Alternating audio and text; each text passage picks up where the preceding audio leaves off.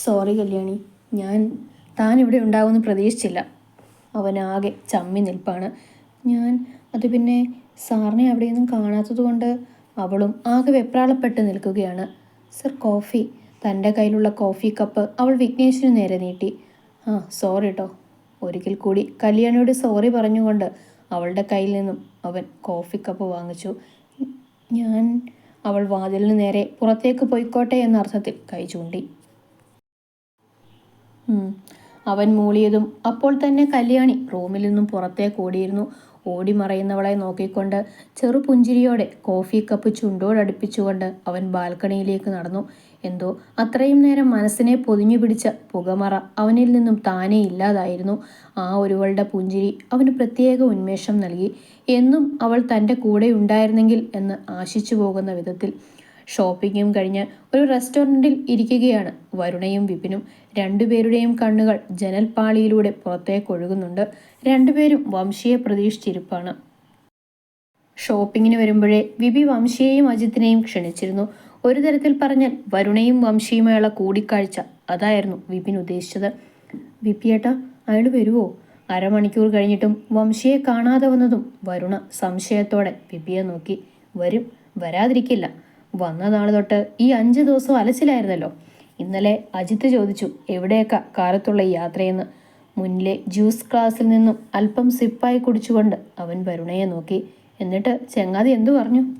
തീർത്തും പുച്ഛത്തോടെയായിരുന്നു വിപിയോട് വരുണ ചോദിച്ചത്. എന്തെന്നാൽ വംശി എന്ന പേര് കേൾക്കുമ്പോൾ തന്നെ അവൾക്ക് വല്ലാത്ത ദേഷ്യം തോന്നുന്നു. ഒരു തരത്തിൽ പറഞ്ഞാൽ കല്യാണി എന്ന പാവം പെണ്ണിനെ ഉപദ്രവിച്ച ആ വ്യക്തിയോട് അവൾക്ക് നീരസമായിരുന്നു. എന്തു പറയാൻ, ഇത്രയും ദിവസം പറഞ്ഞത് തന്നെ കൊച്ചി ഒന്ന് കറങ്ങി കാണാൻ. അവൻ്റെ കറക്കം എന്തിനാണെന്ന് ഞങ്ങൾക്കറിയാമെന്ന് അവനറിയില്ലല്ലോ. വിപി പറഞ്ഞു തീരേണ്ട താമസം അജിത്തിനൊപ്പം റെസ്റ്റോറൻറ്റിലേക്ക് വംശി കയറി വന്നു. അജിത്ത്, ഇവിടെ. ഡോറും കടന്ന് തങ്ങളെ നോക്കുന്ന അജിത്തിനെയും വംശിയെയും കണ്ടതും വിപി കൈനീട്ടി വിളിച്ചു. രണ്ടുപേരും വിപിയുടെയും വരുണയുടെയും അടുത്തേക്ക് വന്നു. ഒപ്പം അവരുടെ അരികിലുള്ള ചെയർ വലിച്ചു നീക്കിക്കൊണ്ട് രണ്ടുപേരും അതിലേക്കിരുന്നു. ആളെ മനസ്സിലായില്ലേ തനിക്ക്? വംശി വന്നിരുന്നതും വിപി വരുണയോട് ചോദിക്കുകയായിരുന്നു. ചോദിക്കുമ്പോൾ അവൻ്റെ സംസാരത്തിൽ ചെറിയൊരു താളമുണ്ടായിരുന്നു. പിന്നെ അറിയാതെ, അന്ന് വീട്ടിൽ വന്ന ആളല്ലേ? അവളും വംശിയെ ഒന്ന് നോക്കിക്കൊണ്ട് പറഞ്ഞു. വരുണ അങ്ങനെ പറഞ്ഞതും വംശി അവളെ നോക്കി പതുങ്ങനെ ചിരിക്കാൻ ശ്രമിച്ചു. റിസർച്ചൊക്കെ കഴിഞ്ഞോ? തന്നെ നോക്കി പുഞ്ചിരിച്ചവനോട് ചോദ്യഭാവേന വരുണ ചോദിച്ചു. ആ ചോദ്യത്തിൽ പരിഹാസമുണ്ടായിരുന്നു. പക്ഷേ അവന് മനസ്സിലായില്ല എന്ന് മാത്രം. റിസർച്ചോ? അവൾ പറഞ്ഞത് മനസ്സിലാകാതെ വംശി നെറ്റി ചുളിച്ചു. അതേസമയം അജിത്തും വിപിയും അവൻ കാണാതെ ചിരിക്കുകയായിരുന്നു. പ്രത്യേകിച്ച് വരുണയുടെ ചോദ്യം കേട്ട്. ഒരു തരത്തിൽ പറഞ്ഞാൽ അവർക്കും വംശിയോട് നല്ല ദേഷ്യമുണ്ട്. കൂട്ടുകാരനൊക്കെയാണ്. പക്ഷേ ഒരു പകയുടെ പേരിൽ ഒരു പെണ്ണിനോട് ചെയ്ത ദ്രോഹങ്ങൾ അവരെയും അവനോടുള്ള നീരസം പ്രകടമാക്കുന്നു. അല്ല, വിപിയേട്ടൻ പറഞ്ഞു കൊച്ചി മൊത്തത്തിൽ കാണാനാണ് വംശിയേട്ടൻ വന്നതെന്ന്. അതാ ഞാൻ. ആക്കിയ മട്ടിലായിരുന്നു അവളുടെ സംസാരമെങ്കിലും അവൻ്റെ മുഖം ചുളിച്ചുള്ള നോട്ടം കണ്ടതും പെണ്ണൊന്ന് പതറിക്കൊണ്ട് പറയുകയായിരുന്നു. അവനൊന്ന് മൂളിക്കൊണ്ട് മുമ്പിലുള്ള മെനു കാർഡ് എടുത്ത് നോക്കാൻ തുടങ്ങി. ഒരു തരത്തിൽ അവരോടുള്ള സംസാരം ഇല്ലാതാക്കാനായിരുന്നു അവൻ്റെ പ്രവൃത്തി. അജിത്തും വിപിനും വരുണയും പരസ്പരം നോക്കി പതുങ്ങനെ ചിരിച്ചു. ഒരു തരത്തിൽ പറഞ്ഞാൽ മുമ്പിലിരിക്കുന്നവൻ്റെ ഉദ്ദേശം അറിഞ്ഞു വെച്ചുള്ള ചിരി. നാട്ടിലേക്ക് ഇപ്പോഴേ പോകുന്നുണ്ടോ? മെനു കാർഡിൽ മുഖം പൂഴ്ത്തിയവനോട് വീണ്ടും വരുണ ചോദിച്ചു. അങ്ങനെ അവനെ വെറുതെ വിടാൻ ഉദ്ദേശിച്ചിട്ടില്ല പെണ്ണ്. നോക്കിയിട്ട്. 2 വാക്കിൽ മറുപടി നൽകിയവൻ അവളിൽ നിന്നും മുഖം തിരിച്ചു. ഇനിയുള്ള ചോദ്യങ്ങൾക്ക് മറുപടി നൽകാൻ കഴിയില്ലെന്ന മട്ടിൽ. അതേസമയമായിരുന്നു വരുണയുടെ ഫോണിലേക്ക് കല്യാണിയുടെ കോള് വന്നത്. അവൾ ബാഗിൽ നിന്നും ഫോൺ എടുത്ത് നോക്കിയതും കല്യാണിയുടെ നമ്പർ കണ്ടതും അവൾ പുഞ്ചിരിയാലെ കോൾ അറ്റൻഡ് ചെയ്ത് ചെവിയോരം വെച്ചു. അതെയോ? അപ്പോൾ താൻ നാളെ ഫ്ലാറ്റിലേക്ക് പോകുമല്ലേ? അതെന്താ പെട്ടെന്ന്? ശരി, വന്നിട്ട് സംസാരിക്കാം. അവൾ ഫോൺ കട്ടാക്കിക്കൊണ്ട് ബാഗിലേക്ക് വെച്ചതിന് ശേഷം തന്നെ നോക്കുന്ന വിപിയെ നോക്കി. കല്യാണിയാ, നാളെ ഏട്ടൻ നാട്ടിൽ നിന്നും വരുന്നുണ്ടെന്ന്. രാവിലെ അവൾ ഫ്ലാറ്റിലേക്ക് പോകും. തൻ്റെ തൊട്ടരികിലിരിക്കുന്നവനെ ഓർമ്മയില്ലാതെ, അല്ലെങ്കിൽ കോളിലൂടെ കല്യാണിയുടെ സന്തോഷം തൊട്ടറിഞ്ഞവൾ ആവേശത്തോടെ പറഞ്ഞതും വിപിയുടെ കണ്ണുകൾ മിഴിഞ്ഞുപോയി. വിപിയുടെ മാത്രമല്ല അജിത്തിൻ്റെയും കണ്ണുകൾ മിഴിയുന്നതിനോടൊപ്പം ചെറിയൊരു ഭയവും അവരിൽ പ്രകടമായി. എന്നാൽ അവൻ്റെ മിഴിഞ്ഞുള്ള നോട്ടം കണ്ടപ്പോഴാണ് താനിപ്പോൾ പറഞ്ഞ അബദ്ധത്തെക്കുറിച്ച് വരുണയും ചിന്തിച്ചത്. അവൾ വേഗം തൊട്ടരികിൽ ഇരിക്കുന്നവനെ നോക്കി. എന്നാൽ യാതൊരു ഭാവമാറ്റവുമില്ലാതെ മെനു കാർഡിൽ ഇപ്പോഴും മുഖം പൊഴുത്തിയവനെ കണ്ടതും അവൾക്ക് എന്തിനൊക്കെയോ ആശ്വാസം തോന്നി. അവൾ നെഞ്ചിൽ കൈവച്ച് ആശ്വസിക്കുന്നതിനോടൊപ്പം അമളി പറ്റിയെന്ന രീതിയിൽ അജിത്തിനെയും വിപിയെയും ഒന്ന് നോക്കുകയും ചെയ്തു. പക്ഷേ ആ മൂവരും അറിഞ്ഞിരുന്നില്ല മുമ്പിലിരിക്കുന്നവൻ സൂത്രശാലിയാണെന്ന്. തൻ്റെ നോട്ടം മറ്റെവിടെയെങ്കിലും ആണെങ്കിലും ശ്രദ്ധ ഇവിടെയാണെന്ന്. പറഞ്ഞുപോയ അബദ്ധം വരാൻ പോകുന്ന വേദനയെ സൂചിപ്പിക്കുമെന്ന്. ഷോപ്പിംഗ് കഴിഞ്ഞ് രാത്രിയായിരുന്നു വരുണ വീട്ടിലേക്ക് എത്തിയത്. അവളെ കാത്തെന്ന പോലെ കല്യാണിയും സൗദാമിനിയമ്മയും ഹാളിൽ തന്നെ ഇരിപ്പുണ്ടായിരുന്നു. പുറത്ത് വിപിയുടെ കാറിന്റെ ശബ്ദം കേട്ടപ്പോഴാണ് രണ്ടുപേരും പുറത്തേക്ക് ഇറങ്ങി നോക്കിയത്. വിപി വീട്ടിൽ കയറാതെ ഗേറ്റിനരികിൽ വരുണയെ ഇറക്കിക്കൊണ്ട് അപ്പോൾ തന്നെ അവിടെ നിന്നും പോയിരുന്നു. എന്താ വേണി ഇത്ര ലേറ്റായത്? പരിഭ്രാന്തിയോടെ സൗദാമിനിയമ്മ ചോദിച്ചതും ചെറു പുഞ്ചിരിയോടെ വരുണ സിറ്റ് ഔട്ടിലേക്ക് കയറിക്കൊണ്ട് സൗദാമിനിയമ്മയെ തന്നോട് ചേർത്ത് നിർത്തി തോളിലൂടെ കൈയിട്ട് അകത്തേക്ക് നടന്നു. പുറകെ ചെറു പുഞ്ചിരിയോടെ കല്യാണിയുമുണ്ട്. ഞാൻ ചോദിച്ചതിന് മറുപടി തന്നില്ല നീ. തന്നെ ചേർത്ത് പിടിച്ചവളെ അടർത്തി മാറ്റിക്കൊണ്ട് സൗദാമിനിയമ്മ ഗൗരവത്തിലായി. എൻ്റെ അമ്മേ, ഞാൻ ബിബിയേട്ടൻ്റെ കൂടെയല്ലേ പോയത്? ബിബിയേട്ടൻ്റെ ഫ്രണ്ട്സും ഉണ്ടായിരുന്നു. അങ്ങനെ ഒരു കറക്കമൊക്കെ കഴിഞ്ഞ് വരുമ്പോഴേക്ക് ലേറ്റായി. ഇപ്പോഴും വരുണയുടെ ചുണ്ടിൽ പുഞ്ചിരി തന്നെയാണ്. ആ, കല്യാണം കഴിഞ്ഞുള്ള കറക്കമൊക്കെ മതി. ദേ, വിക്കി വന്നപ്പോൾ നിന്നെ അന്വേഷിച്ചു. ഏട്ടനോ? എന്നെയോ? വരുണയ്ക്ക് വിശ്വാസമായില്ല. തൻ്റെ ഏട്ടൻ തന്നെ അന്വേഷിക്കുക എന്ന് വെച്ചാൽ തന്നോടുള്ള പിണക്കം മാറിയെന്നാണോ? അല്ലെങ്കിലും ഏട്ടനല്ലല്ലോ, താനല്ലേ പിണങ്ങിയത്. എന്തായാലും ആ പിണക്കത്തിന് നറുതി വരുത്താം. സ്വയം എന്നോണം മനസ്സിൽ നനച്ചുകൊണ്ട് അടുത്തു നിൽക്കുന്ന കല്യാണിയെ നോക്കി. നാളെ ഏട്ടൻ വരുമെന്ന് ഉറപ്പ് തന്നെയാണോ? എന്തോ കല്യാണി പോകുന്നുണ്ടെന്നറിഞ്ഞപ്പോൾ സങ്കടമുണ്ടെങ്കിലും കല്യാണിയുടെ സന്തോഷമായിരുന്നു കൂട്ടുകാരിക്ക് വലുത്. എന്തെന്നാൽ തൻ്റെ ഏട്ടനെ കാണാതെയുള്ള രാത്രികളിൽ കല്യാണി ആരും അറിയാതെ കണ്ണുനീർ ഒപ്പുന്നത് വരുണ കാണാറുണ്ട്. ഇപ്പോൾ വൈകിട്ടത്തെ ട്രെയിനിന് വരാൻ നിൽക്കുകയായിരുന്നു. ടിക്കറ്റ് കിട്ടില്ലെന്ന്. രാത്രിയിലെ ട്രെയിനിൽ വരും, രാവിലെ എത്തും. ആവേശത്തോടെ പറയുന്നവളെ വരുണ നോക്കി നിന്നു. എല്ലാം എടുത്തു വെച്ചോ? എടുത്തു വെച്ചു. വൈകുന്നേരം ഏട്ടൻ വരുന്നുണ്ടെന്ന് അറിഞ്ഞപ്പോൾ ഫ്ലാറ്റ് പോയി വൃത്തിയാക്കി ഇടുകയും ചെയ്തു. ഞാനൊന്ന് ഫ്രഷായി വരാടാ. അമ്മ എന്തെങ്കിലും കഴിക്കാൻ എടുക്കുക, നല്ല വിശപ്പ്. കല്യാണിയുടെ കവിളിൽ തൊട്ട് പറഞ്ഞവൾ അമ്മയോടും പറഞ്ഞ് സ്റ്റെപ്പുകൾ കയറി വേഗത്തിൽ മുകളിലേക്ക് പോയി. നീ പോകുന്നതിൽ അവൾക്ക് നല്ല സങ്കടമുണ്ട്. പക്ഷേ നിന്നെ സങ്കടപ്പെടുത്തേണ്ടെന്ന് കരുതി അവൾ മനഃപൂർവ്വം സന്തോഷിക്കുന്ന നടിക്കുകയാണ്. മോള് വന്നതിന് ശേഷമാണ് ഈ വീടൊന്ന് ഉണർന്നത്. എന്തിന്? ഞാൻ പോലും തുറന്ന് സംസാരിക്കുന്നത് മോള് വന്നതിന് ശേഷമാണ്. ഇല്ലെങ്കിൽ ഏട്ടനും അനിയത്തിയും വരും, ഭക്ഷണം കഴിക്കും, മുകളിലേക്ക് പോവും. ഞാനെന്ന ഒരു വ്യക്തി ഉള്ളതായി പോലും രണ്ടുപേരും ഭാവിക്കാറില്ല. കല്യാണിയോട് പറയുമ്പോൾ സൗദാമിനിയമ്മയുടെ വേദനയായിരുന്നു തുറന്നു കാട്ടിയത്. എന്തെന്നാൽ ഈ 2 വർഷങ്ങൾക്കിടയിൽ നടന്നു പോകുന്നതിലെ ദിനചര്യ ആ അമ്മയെ അത്രയും വേദനപ്പെടുത്തിയിരുന്നു. രണ്ടുപേരുടെയും പിണക്കം മാറുന്നുണ്ട്. ഇനി അമ്മ സങ്കടപ്പെടേണ്ട. രണ്ടുപേരും അടുത്ത് തന്നെ പഴയതുപോലെയാവും. സൗദാമിനിയമ്മയുടെ കൈകളിൽ പിടിച്ചു പറയുമ്പോൾ കല്യാണിക്ക് മനസ്സിലാകുന്നുണ്ട് അമ്മയുടെ വിഷമം എത്രമാത്രമുണ്ടെന്ന്. എങ്ങനെ ഇല്ലാതിരിക്കും? മകളും മകനും പരസ്പരം അകലം കാണിക്കുമ്പോൾ ഏതൊരച്ഛനമ്മമാർക്കും സങ്കടം തന്നെയല്ലേ ഉണ്ടാവുക. സ്റ്റെപ്പുകൾ കയറി മുകളിലേക്ക് വരുണ വന്നതും കാണുന്നത് ഹാളിൽ ലാപ്ടോപ്പിൽ വർക്ക് ചെയ്യുന്ന ഏട്ടനെയാണ്. അവളൊന്ന് 2 അടി മുന്നോട്ട് വെച്ചു. സ്റ്റെപ്പുകൾ കയറി മുകളിലേക്ക് വന്നവളെ വിഘ്നേഷും ലാപ്ടോപ്പിൽ നിന്നും മുഖമുയർത്തി നോക്കി. അവൻ അവളെ ഒന്ന് നോക്കുക മാത്രം ചെയ്തു. പുഞ്ചിരിയല്ല, ദേഷ്യമല്ല, ഗൗരവമല്ല, ഒന്നുമല്ലാത്ത ഒരു ഭാവത്തോടെ. വിപിയേട്ടൻ്റെ കൂടെ പോയതായിരുന്നു. അവനൊന്നും ചോദിച്ചില്ലെങ്കിലും അവൾ തൻ്റെ ഭാഗം പറഞ്ഞു. എന്തെന്നാൽ രാത്രി കറക്കം പതിവില്ലാത്തതാണ്. വിവി മാത്രമേ ഉണ്ടായിരുന്നുള്ളോ? വരുണയെ നോക്കാതെ ലാപ്ടോപ്പിലേക്ക് കണ്ണുകൾ നട്ടുകൊണ്ട് അവൻ ചോദിച്ചു. ഇപ്പോൾ ചോദിച്ച ചോദ്യത്തിൽ ഗൗരവമുണ്ടായിരുന്നു. മറ്റെന്തൊക്കെയോ അറിഞ്ഞു വെച്ചുകൊണ്ടുള്ള അവൻ്റെ ചോദ്യം. അല്ല, വിപിയേട്ടൻ്റെ ഫ്രണ്ട്സും ഉണ്ടായിരുന്നു. അവൻ്റെ ചോദ്യത്തിൽ ഒന്ന് പതറിയെങ്കിലും അവൾ ധൈര്യപൂർവ്വം മറുപടി നൽകി. എന്തെന്നാൽ ആ ചോദ്യത്തിൽ ഒളിഞ്ഞിരിക്കുന്ന സൂചന അവൾ അറിയുന്നുണ്ടായിരുന്നു. വംശിയെ നിനക്ക് എങ്ങനെ അറിയാം? ഇപ്പോഴും അവൻ വരുണയെ നോക്കിയില്ല. ലാപ്ടോപ്പിൽ മാത്രം കണ്ണുകൾ നട്ടിരിപ്പാണ്. വിപിയേട്ടൻ്റെ ഫ്രണ്ട്, അവൾ മറുപടി പറഞ്ഞെങ്കിലും ഏട്ടൻ എങ്ങനെ അറിഞ്ഞു എന്ന സംശയം അവളിൽ ഉളവായി. ഒപ്പം താനറിഞ്ഞ കാര്യങ്ങളൊക്കെ ഏട്ടനോട് പറയാതിരുന്നതിലും അവൾക്കിപ്പോൾ കുറ്റബോധം തോന്നുന്നു. എന്തെന്നാൽ കല്യാണി എന്തെന്ന് ഏട്ടനും നല്ലതുപോലെ അറിയാവുന്നതാണ്. അപ്പോൾ അവൾക്ക് വരുന്ന ആപത്ത് ഏട്ടനും മുൻപേ അറിയണമായിരുന്നുവെന്ന് ഇപ്പോൾ വരുണ ചിന്തിക്കുന്നു. ലാപ്ടോപ്പ് അടച്ചു വെച്ച് ഇരുന്നിടത്തു നിന്നും എഴുന്നേറ്റു വിഘ്നേഷ്. ഒപ്പം വരുണയുടെ അരികിലേക്ക് നടന്നു വരികയും ചെയ്തു. വിപിയുടെ ഫ്രണ്ട് വംശി കല്യാണിയുടെ ആരാണെന്നറിയാമോ? തന്നെ നോക്കി നിൽക്കുന്നവളോട് വിഘ്നേഷ് ചോദിച്ചു. എന്തോ അവൻ്റെ ശബ്ദത്തിൽ കാഠിന്യമുണ്ടായിരുന്നു. അരുതാത്തത് എന്തൊക്കെയോ നടക്കാൻ പോകുന്നതിനുള്ള മുന്നറിയിപ്പും അവൻ്റെ ശബ്ദത്തിൽ പ്രകടമായി. അറിയാം, അവൾ ഒറ്റ വാക്കിൽ മറുപടി നൽകി. കല്യാണിയുടെ എല്ലാ കാര്യങ്ങളും എനിക്കറിയാമെന്നത് നിനക്കറിയാവുന്നതല്ലേ? വീണ്ടും അടുത്ത ചോദ്യം എടുത്തിട്ടു വിഘ്നേഷ്. അവൾ മൂളിക്കൊടുത്തു. പിന്നെ എന്തുകൊണ്ട് വംശി ഈ വീട്ടിൽ വന്നതും വിപിയുടെ ഫ്രണ്ടാണെന്നും ഒന്നും എന്നോട് പറയാതിരുന്നത്? ഇപ്പോൾ പതിഞ്ഞ ശബ്ദമായിരുന്നില്ല, ഉയർന്ന ശബ്ദമായിരുന്നു വിഘ്നേഷിൽ നിന്നും വന്നത്. തന്നിൽ നിന്നും വരുണയെല്ലാം മറച്ചു വെച്ചതിൽ അവന് വല്ലാത്ത ദേഷ്യം തോന്നി. എന്തെന്നാൽ വിപിയുടെ ഫ്രണ്ട് ആണെന്ന് അറിഞ്ഞിരുന്നെങ്കിൽ, ഈ വീട്ടിൽ അവൻ വന്നിട്ടുണ്ടെന്നറിഞ്ഞിരുന്നെങ്കിൽ ഇനിയൊരു കൂടിക്കാഴ്ച ഉണ്ടാകാതിരിക്കാൻ ശ്രമിക്കാമായിരുന്നു. ഭാഗ്യം കൊണ്ടാണ് വീട്ടിൽ വന്നപ്പോൾ കല്യാണിയെ അവൻ കാണാതിരുന്നത്. എന്നാൽ ഏട്ടാ, ഞാൻ ഏട്ടനോട് പറയണമെന്ന് കരുതിയതാ. പക്ഷേ എന്തോ തൻ്റെ ഏട്ടൻ്റെ ശബ്ദം ഉയർന്നതും അവളൊന്ന് വിരണ്ടുപോയി. എന്നോടുള്ള പിണക്കം അതിൽ നിന്നും നിന്നെ ഒഴിവാക്കി അല്ലേ? അവൾ നിർത്തിയിടത്തു നിന്നും അവൻ തുടർന്നു. ഒപ്പം ദേഷ്യത്തോടെ അവളെ അവൻ നോക്കുകയും ചെയ്തു. എന്നിട്ട് അവൻ അറിഞ്ഞോ കല്യാണി ഇവിടെയുണ്ടെന്ന്? വിരണ്ടിരിക്കുന്നവളോട് അവൻ വീണ്ടും ചോദിച്ചു.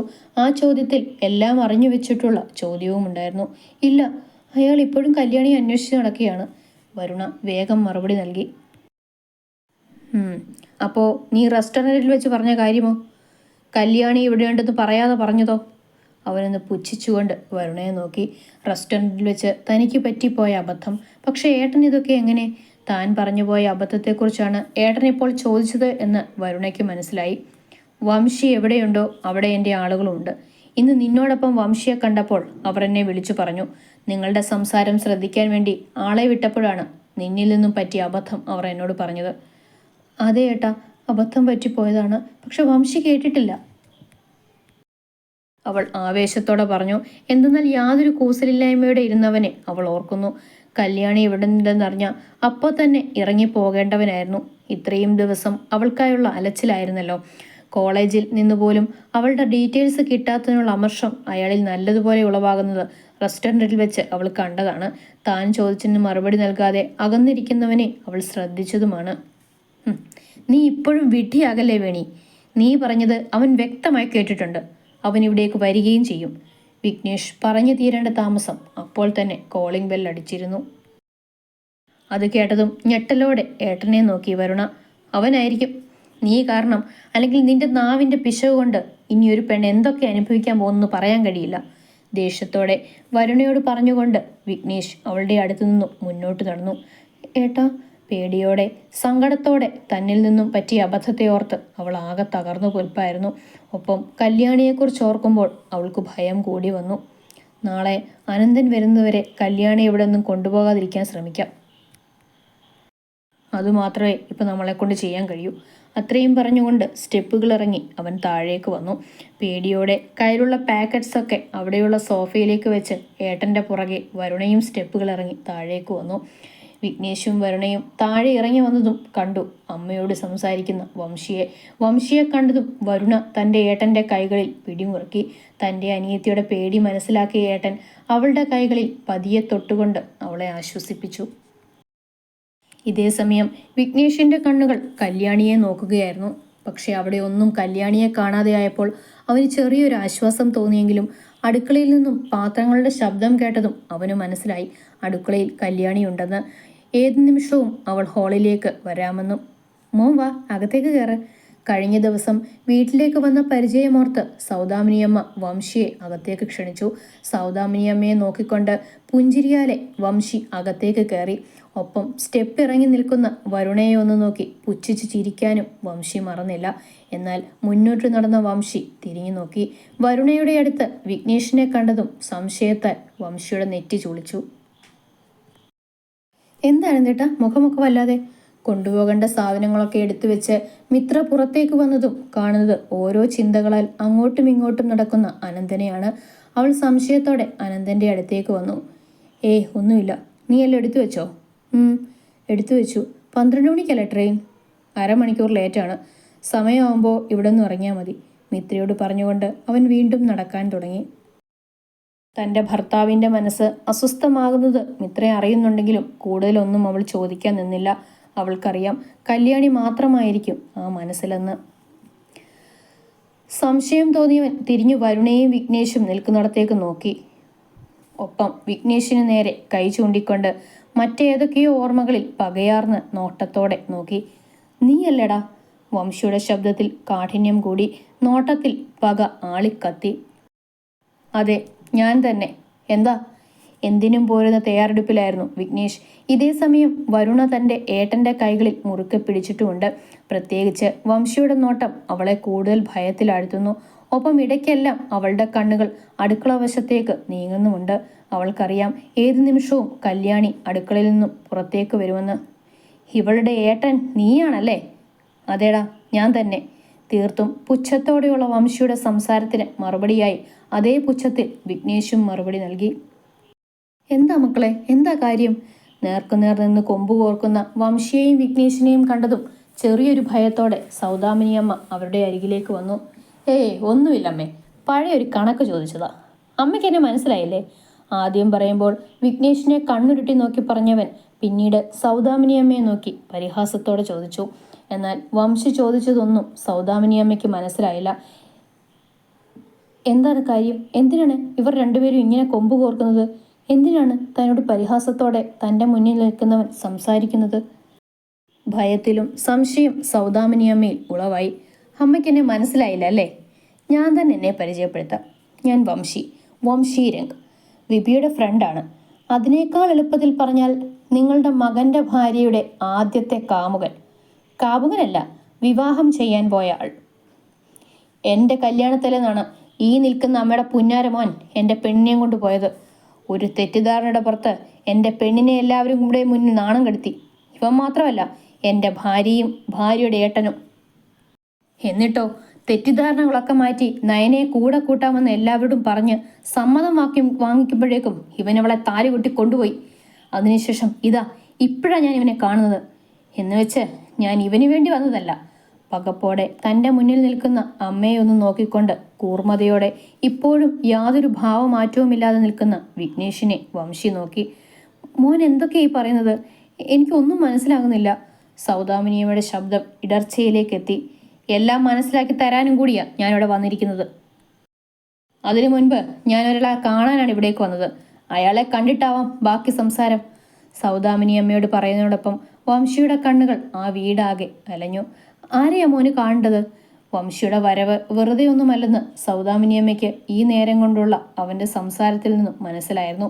എങ്ങനെയെങ്കിലും വംശിയെ ഇപ്പോൾ അവിടെ നിന്നും ഒഴിവാക്കുക, അതുമാത്രമായിരുന്നു സൗദാമിനിയമ്മ ആ സമയം ഓർത്തത്.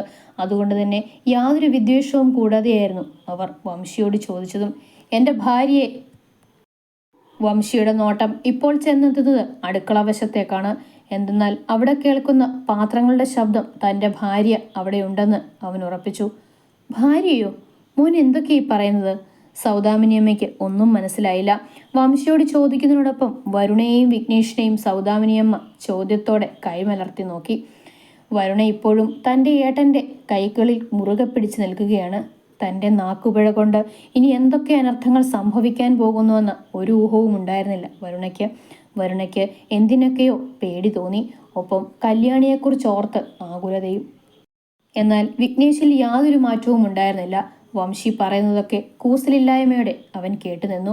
പാത്രങ്ങളൊക്കെ കഴുകി വെച്ച് കറികളൊക്കെ ബൗളിലേക്ക് നിറച്ചു വെച്ചവൾ തൻ്റെ ധാവണി ഷോളിൽ തൻ്റെ കൈകൾ തോർത്തി അടുക്കളയുടെ ലൈറ്റും ഓഫ് ചെയ്ത് പുറത്തേക്ക് വന്നതും കാണുന്നത് സൗദാമിനിയമ്മയോട് സംസാരിക്കുന്ന വംശിയെയാണ്. ഒരു വേള തൻ്റെ മുന്നിൽ കാണുന്ന ദൃശ്യം തൻ്റെ തോന്നലാണോ എന്ന് പോലും ചിന്തിക്കാതിരുന്നില്ല ആ നിമിഷം കല്യാണി. അവൾ വംശിയെ തന്നെ നോക്കി നിന്നു, ഭയത്തോടെ, ഞെട്ടലോടെ. ദേ വന്നല്ലോ എൻ്റെ ഭാര്യ കല്യാണി. വംശിയുടെ നോട്ടം അടുക്കള വശത്തേക്ക് ചെന്നെത്തിയതും കാണുന്നത് തറഞ്ഞു നിൽക്കുന്ന, ഭയത്തോടെ തന്നെ നോക്കി നിൽക്കുന്ന കല്യാണിയെയാണ്. അവനെല്ലാവരും കേൾക്കാൻ പാകത്തിൽ പരിഹാസത്തോടെ ഉറക്ക പറഞ്ഞതും സൗദാമിനിയമ്മ തിരിഞ്ഞു നിന്ന് കല്യാണിയെ നോക്കി. ആ അമ്മയ്ക്ക് ഒന്നും മനസ്സിലാകുന്നുണ്ടായിരുന്നില്ല. ഇതേസമയം വിഘ്നേഷിൻ്റെയും വരുണയുടെയും കണ്ണുകൾ ചെന്നെത്തിയത് കല്യാണിയിലേക്ക് തന്നെയായിരുന്നു. ഭയത്തോടെ വിറച്ചു നിൽക്കുന്നവളെ കണ്ടപ്പോൾ ഒരു വേള വിഘ്നേഷിനു വല്ലായ്മ തോന്നി. വരുണയ്ക്കാണെങ്കിൽ കുറ്റബോധവും സങ്കടവും കൊണ്ട് അവളുടെ കണ്ണുകൾ നിറഞ്ഞു തുളുമ്പാൻ തുടങ്ങി. പേടിച്ചു വിറച്ചു നിൽക്കുന്നവൾ, അവളുടെ കണ്ണുകളിൽ വേദന നിറഞ്ഞൊരു ദൃശ്യമായിരുന്നു. എന്തൊക്കെയാ കുട്ടി പറയുന്നത്? ഭാര്യയോ? സൗദാമിനി അമ്മയുടെ സംശയം മാറിയിരുന്നില്ല. അതെ, ഞാൻ താലി കെട്ടിയവൾ എൻ്റെ ഭാര്യയല്ലേ? ദേ, ഈ നിൽക്കുന്നവളില്ലേ, ഇവളെൻ്റെ ഭാര്യയാണ്. സൗദാമിനി അമ്മയോട് ഒരിക്കൽ കൂടി ആവർത്തിച്ചുകൊണ്ട് വംശി ഇപ്പോഴും തറഞ്ഞു നിൽക്കുന്ന കല്യാണിയുടെ അരികിലേക്ക് നടന്നു വന്നു. തൻ്റെ അരികിലേക്ക് നടന്നു വരുന്നവനെ കണ്ടതും അവൾ ആകെ വിറച്ചുകൊണ്ട് തൻ്റെ ധാവണിയിൽ പിടിമുറുക്കി. വീണ്ടും തൻ്റെ ജീവിതം ഇരുട്ടിലേക്ക് മറയുകയാണോ? ജയിൽവാസം അനുഭവിക്കാൻ പോകുകയാണോ? വേദന നിറഞ്ഞ രാത്രികൾ സമ്മാനിക്കുകയാണോ? ആ പെണ്ണിൻ്റെ കണ്ണുനീർ നിലം പതിക്കാൻ തുടങ്ങിയിരുന്നു. ആഹാ, ഭർത്താവിനെ കണ്ടിട്ട് കരയുകയാണോ കല്ലു? അവളുടെ കണ്ണുനീർ കണ്ടപ്പോൾ തീർത്തും പുച്ഛമായിരുന്നു വംശിക്ക് തോന്നിയത്. അതുകൊണ്ട് തന്നെ അവൻ പരിഹാസത്തോടെയായിരുന്നു ചോദിച്ചതും. എന്താ മോനെ ഇതൊക്കെ? എന്തൊക്കെ ഈ കുട്ടി പറയുന്നത്? കണ്ണുനീരോടെ സൗദാമിനി അമ്മ വിഘ്നേഷിൻ്റെയും വരുണയുടെയും നേർക്ക് തിരിഞ്ഞു നിന്ന് ചോദിച്ചു. ഹാ, അമ്മ അവരോട് ചോദിക്കണ്ട, ഞാൻ പറഞ്ഞു തരാം കാര്യങ്ങൾ മുഴുവൻ. സൗദാമിനിയമ്മ വിഘ്നേഷിനോട് ചോദിച്ചത് കേട്ടതും വംശി തിരിഞ്ഞ് സൗദാമിനിയമ്മയോട് പറഞ്ഞുകൊണ്ട് കല്യാണിയുടെ കയ്യും പിടിച്ച് അവരുടെ അരികിലേക്ക് വന്നു. അപ്പോഴും ഒന്ന് എതിർത്തു പറയാൻ കഴിയാതെ പെണ്ണ് കരയുകയായിരുന്നു. പേടിച്ച് വിറയ്ക്കുകയായിരുന്നു. ദൈവൾ എൻ്റെ ഭാര്യയാണ്. ഞാൻ താലി കെട്ടിയ പെണ്ണാണ് കല്യാണി. നിങ്ങൾക്കറിയില്ലായിരിക്കും, പക്ഷെ നിങ്ങളുടെ മക്കൾക്ക് രണ്ടാർക്കും അറിയാം നല്ലതുപോലെ. കല്യാണിയുടെ ചുമലിൽ കൈവച്ച് തന്നോട് ചേർത്തുകൊണ്ട് വംശി പറയുമ്പോൾ വിഘ്നേഷിൻ്റെ കണ്ണുകൾ പകയോടെയും ദേഷ്യത്തോടെയും അവൻ ചേർത്ത് പിച്ച് കല്യാണിയുടെ ഷോൾഡറിലേക്കും വംശിയിലേക്കുമായിരുന്നു. സത്യമാണോ മക്കളെ ഇവൻ പറയുന്നത്? പറയും മോളെ, ഇവൻ പറഞ്ഞതൊക്കെ സത്യമാണോ? ആദ്യം വിഘ്നേഷിനോടും വരുണയോടും ചോദിച്ച സൗദാമിനിയമ്മ വംശിയുടെ കീഴിൽ വിറച്ചു നിൽക്കുന്ന കല്യാണിയോടും ചോദിച്ചു.